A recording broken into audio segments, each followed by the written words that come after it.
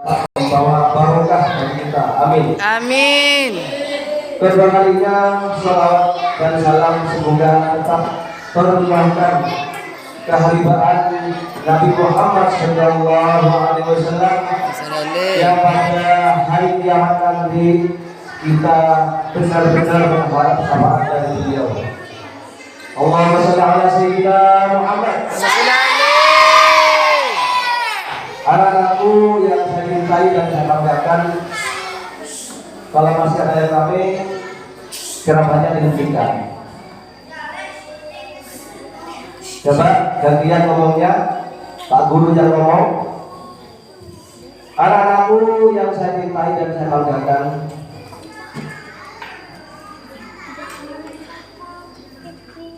peringatan Maulid Nabi seperti ini walaupun tidak wajib, ya, hukumnya tidak wajib, namun selayaknya lah kita sebagai umat yang beragama Islam untuk memperingati hari kelahiran beliau. Kalau kalian mungkin ada yang sering nonton YouTube atau nonton Facebook, di Facebook sekarang marak-maraknya ajaran Wahabi, ya, ajaran apa? Ajaran memperingati Maulid Nabi seperti sekarang ini. Mereka berpendapat bahwa peringatan Maulid Nabi adalah sesuatu yang tidak bermanfaat dan sesuatu yang tidak diajarkan oleh Rasulullah SAW. Namun yang perlu kita ketahui bahwa setelah baginda Nabi kemudian dilanjutkan dengan para sahabat, yang menjadi panutan kita adalah para ulama, ya, yang menjadi panutan kita para ulama. Jarak antara Nabi dengan kita sangatlah jauh, sekitar 1.500 tahun. Sekarang kalau tidak salah tahun 1474 Hijriah, 73 Hijriah. Artinya Nabi hidup 1470 tahun yang lalu atau 1500 tahun yang lalu. Jadi jarak sangat jauh jarak antara Nabi dengan kita. Siapa yang menjadi panutan adalah para ulama. Lah, ketika para ulama memperingati Maulid Nabi, apakah dia tidak akan mengikuti mereka? Ya tentu kita harus mengikuti para ulama. Hati-hati dengan ajaran Wahabi yang ada di YouTube dengan yang ada di Facebook. Kata mereka bid'ah, ya. Apa kata mereka? Bid'ah. Bid'ah itu sesuatu yang baru yang tidak diajarkan oleh Nabi, kata mereka. Tapi mereka tidak menyadari bahwa setiap kegiatan mereka berkaitan dengan bid'ah. Contoh, orang-orang Wahabi semuanya pakai HP, pakai telepon, ya, padahal tidak diajarkan oleh Rasulullah pakai HP, ya, maka mereka telah melakukan bid'ah. Contoh, mereka berniat naik pesawat, padahal tidak diajarkan oleh Nabi naik pesawat, maka mereka juga melakukan bid'ah. Ini hati-hati anak-anak. Kita harus mengikuti ajaran-ajaran yang diajarkan oleh para ulama. Kalian mempunyai guru, ya, mempunyai ustaz, mempunyai kiai. Ikutilah ajaran-ajaran dari ustaz kalian, dari ajaran-ajaran dari kiai kalian. Allahumma shalli ala sayyidina Muhammad. Anak-anakku yang saya cintai dan saya banggakan, Pak Guru nanti akan cerita sedikit suasana atau keadaan penduduk Mekah sebelum Nabi dilahirkan. Nabi Muhammad SAW dilahirkan pada hari apa? Hari Senin tanggal berapa? 12. 12 Rabiul Awal. Tahun apa? Tahun gajah. Tahun gajah. Nabi Muhammad SAW dilahirkan pada hari Senin. Hari Senin bulan Muharram tahun ke-7 atau bulan Id. Hari Senin bulan Muharram tahun ke beberapa bulan sebelum Nabi lahir, ya, ada suatu peristiwa yang karena pentingnya peristiwa itu sampai oleh Allah Subhanahu wa taala diceritakan di dalam Al-Qur'anul Karim. A'udzu billahi minasy syaithanir rajim. Bismillahirrahmanirrahim. Alam tara kaifa fa'ala rabbuka bi ashabil fil. Alam yaj'al kaydahum fi tadlil wa arsala 'alaihim tayran ababil tarmihim bijamin min sijil faja'alahum ka'asfin ma'kul. Sadaqallahul azim. Itu ceritanya ketika ada suatu pasukan yang ingin menghancurkan Ka'bah. Oleh Allah diceritakan di dalam surat Al-Fil. Bagaimana ceritanya? Allah Subhanahu Muhammad. Ceritanya ada seorang raja yang bernama Raja Abraha. Ya, Abraha. Dari daerah mana? Dari daerah San'a. San'a itu kalau sekarang Yaman, ya. San'a itu kalau sekarang Yaman. Di negara San'a atau negara Yaman itu mayoritas penduduknya beragama Nasoro. Apa itu? Nasrani. Kristen. Jadi ada seorang raja namanya Raja Abraha memimpin daerah Yaman atau San'a yang mayoritas penduduknya beragama Nasrani atau agama Kristen. Raja tersebut iri, ya, iri dengan ramainya kota Mekah. Kenapa kota Mekah kok ramai? Padahal kota Mekah itu tandus, gunung, batu. Kenapa kok ramai? Karena di kota Mekah ada rumah Allah, yaitu Baitullah.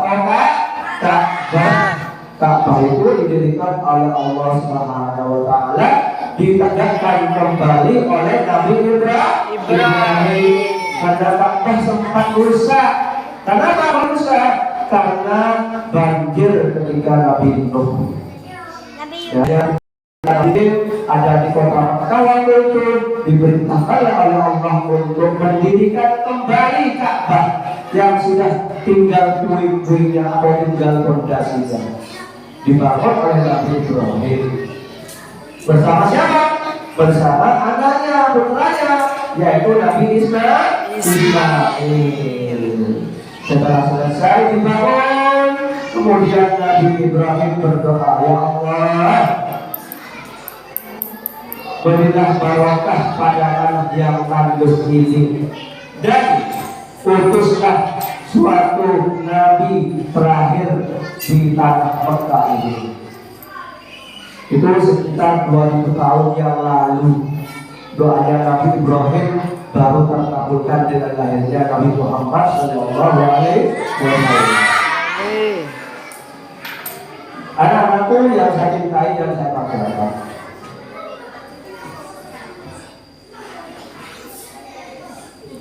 rasa iri dari Raja Abraha yang iri dengan situasi kota Mekah yang ramai. Di samping karena ada Ka'bah, juga di situ ada sumur. Sumur apa namanya? Sumur Zam-Zam. Setiap tahun orang-orang dari seluruh penjuru dunia datang ke kota Mekah. Untuk apa? Untuk melaksanakan ibadah haji. Jadi sebelum Nabi Muhammad Shallallahu Alaihi Wasallam dilahirkan sudah ada ibadah haji, tetapi sayangnya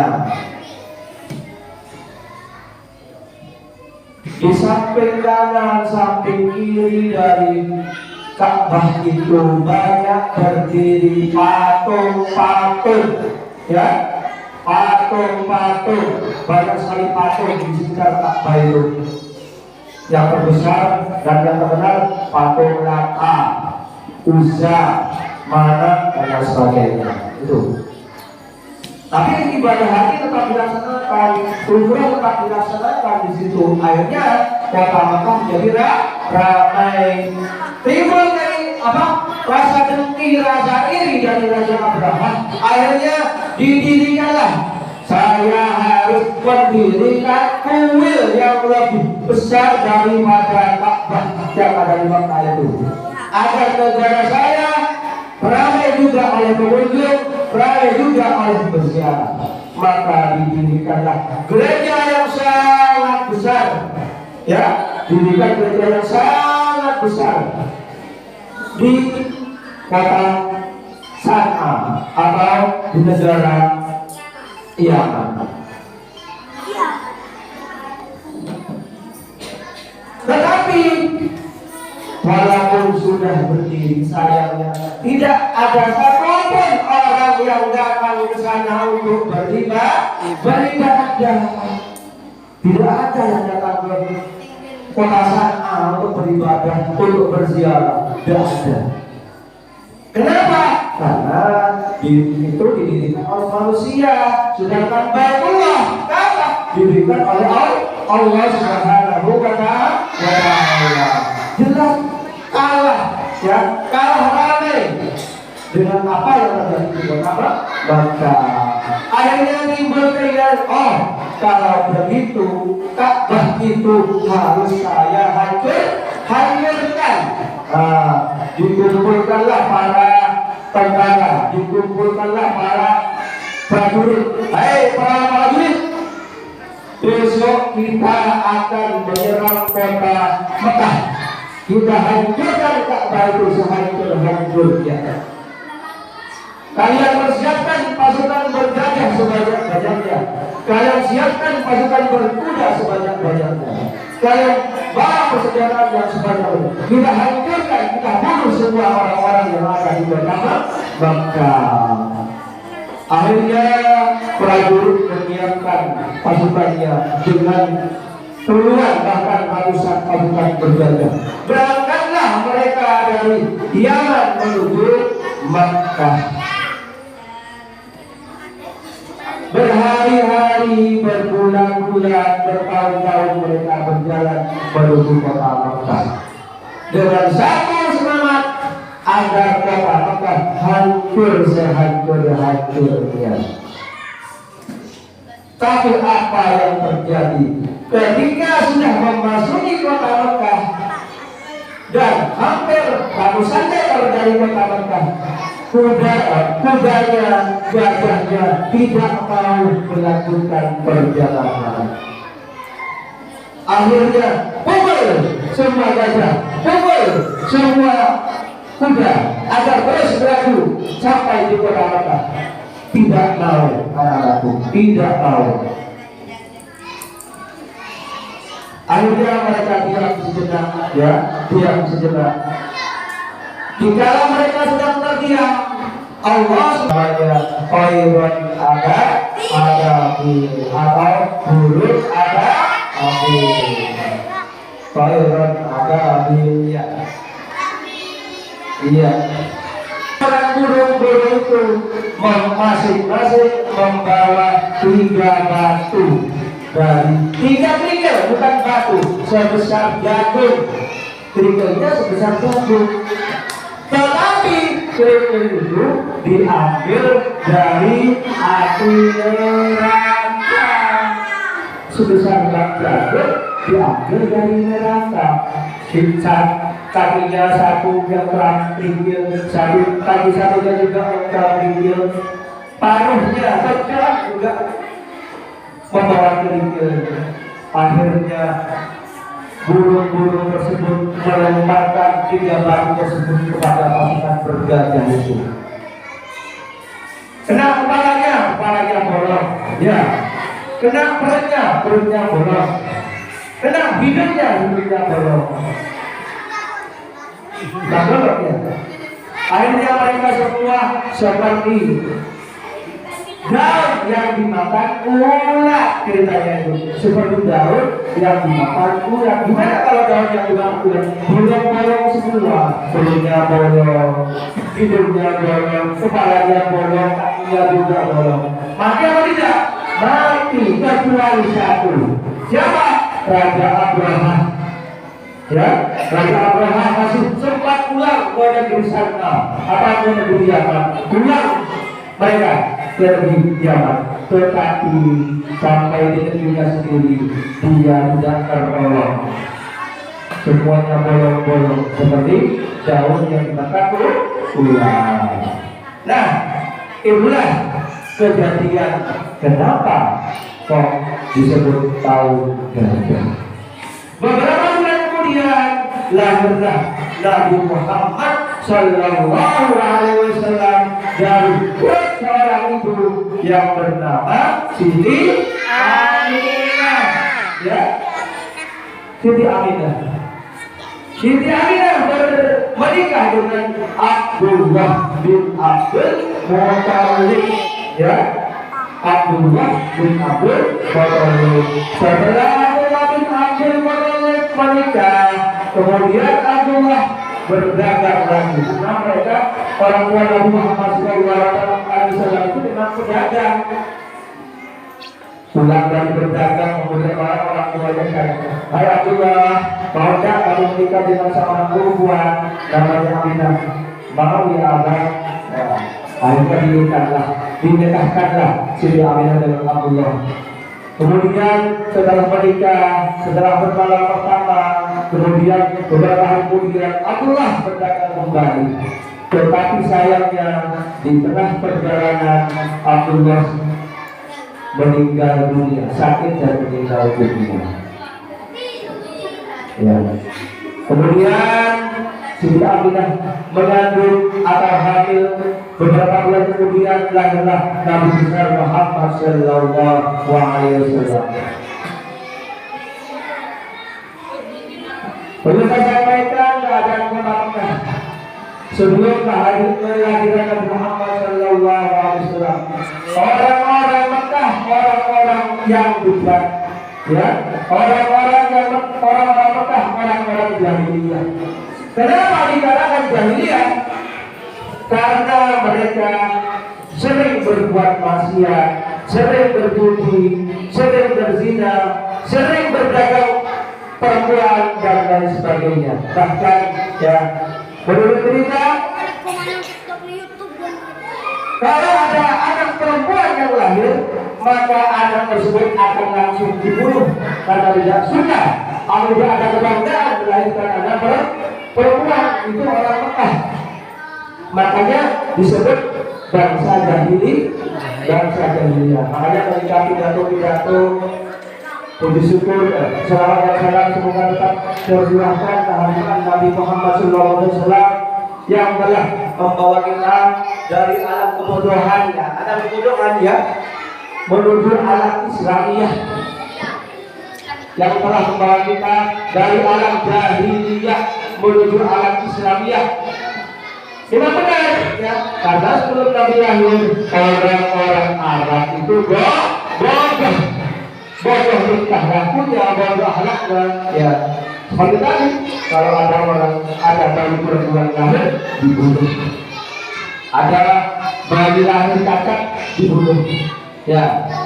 Tapi semenjak kelahiran Nabi Muhammad SAW, perbuatan tersebut, kelakuan tersebut dirubah oleh baginda besar Muhammad SAW. Sekarang Nabi Muhammad SAW dilahirkan. Kemudian oleh kakeknya Abdul Muttalib dengan rasa bangga digendonglah si bayi Muhammad Sallallahu Alaihi Wasallam ke lingkungan Ka'bah dengan berbuka cerah, dengan bersukaria, menunjukkan saya telah memiliki seorang cucu yang bernama Muhammad dan insya Allah telah akan menjadi pemimpin dari kalian. Itu yang diucapkan oleh Abdul Muttalib. Kemudian seperti biasa bayi Muhammad Sallallahu Alaihi Wasallam disusui oleh ibunya Siti Aminah. Namun yang menjadi kebiasaan dari bangsa Arab pada waktu itu biasanya menitipkan bayinya atau menyusukan bayinya ke daerah-daerah atau ke pelosok-pelosok yang mana agar bahasanya bagus, agar mendapat hasil yang bagus, agar mendapat suasana yang bagus, maka dititipkanlah Nabi Muhammad SAW kepada Halimatus Sa'diyah. Jadi Nabi Muhammad SAW itu disusui, nampung susu, nampung nyosok kan Halimatus Sa'diyah. Halimatus Sa'diyah itu orangnya akhlaknya bagus, ya akhlaknya bagus, tata kerama bagus, keluarganya juga bagus, aman, tentram, ya sehingga Nabi Muhammad kita di sana. Setelah itu, setelah disusui oleh Halimatus Sa'diyah, kemudian Nabi Muhammad ditarik kembali, dibawa pulang kembali oleh Siti Aminah. Maksudnya akan diajak berziarah ke makam ayahnya, ya akan diajak berziarah ke makam ayahnya. Tetapi apa yang terjadi? Ibunya juga sakit di perjalanan sehingga Siti Aminah wafat, ya maka lengkaplah penderitaan Nabi Muhammad Sallallahu Alaihi Wasallam sudah ditinggal oleh ayahnya, ditinggal mati oleh ibunya, maka yang dia tunggu. Terus siapa yang mengasuh Nabi Muhammad Sallallahu Alaihi Wasallam? Yang mengasuh tentunya adalah kakeknya Abdul Muttalib. Kakeknya sangat berpengaruh, orang yang kaya di kota Mekah, orang dermawan di kota Mekah, orang bangsawan di kota Mekah, sehingga kuat yang berikan Nabi Muhammad Sallallahu Alaihi Wasallam. Tapi itu pun tidak berlangsung lama, hanya beberapa tahun. Senang-senangnya sama kakeknya, kemudian kakeknya juga meninggal. Akhirnya diasuhlah oleh pamannya. Lah, ketika diasuh oleh pamannya, suatu saat diajarlah oleh pamannya Abi Thalib itu berdagang karena keluarga mereka bilang berdagang, saudagar. Dia tidak berdagang ke suatu negeri. Kemudian ada salah satu pendeta Kristen, ya, ada salah satu pendeta Kristen namanya Buhairah, ya, namanya Buhairah. Buhairah ini orangnya alim, ya, orangnya alim Kristen. Belum ada Islam, karena belum ada Islam. Alim Kristen dan tahu bahwa suatu saat pada saat dia sering membaca kitab dan tahu bahwa suatu saat akan ada nabi yang terakhir, akan ada nabi yang terakhir dengan tanda-tanda dari dunia yang dia sudah baca. Allah Taala Muhammad.